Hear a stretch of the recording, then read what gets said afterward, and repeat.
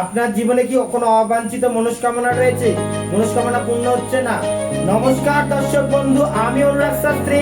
তাদের জীবনে মনস্কামনা পূর্ণ হচ্ছে না, তাদের জন্য আজকের ভিডিওটি।